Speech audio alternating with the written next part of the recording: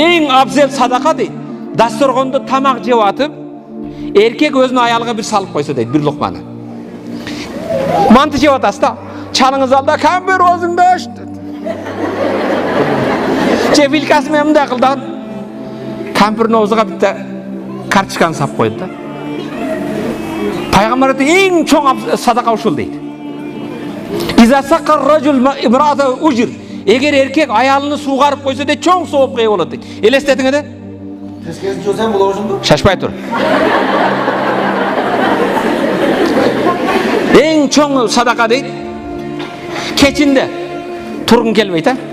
Елестеткен, бала илайды да, мен өзімден өткен да.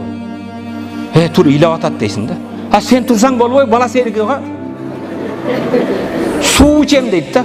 Су апер дейсің. Сен берсең не болу бойды. Пайғамбар алейхиссалам, егер еркек дейді аялını суғарып қойса мұндай, кешінде алып келіп, су ішіп жат деп қойса, су, шының базы бар, қаран бағып отады. Ең чоң соғып ей болады дейді. Бүгін шалдарға бар су апқа дейсіз. Қатта соғып алам десең, өмір ішіп судап керек.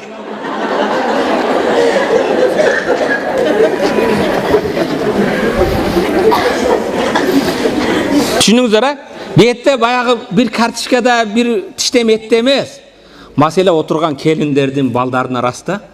Балдар, бұл аял мен үшін балы болады. Мұның қадыр барқы бар. Мұны мен айтып бағылам, мұны сыйлағыла. Дегенле бұл тарбия бұл. Ошоны тескерсіле сіз чал, өзіңізді ашың деп қашықмен сап қойдыңыз. Турау? Жо, сіздерге бір өмір бойы қылып келатасыздар да мұны. Ички дүниемді, адеп ақылақымды да қоз қыла көргін деп дуа қыласыз. Қылауыз ба? Машалла.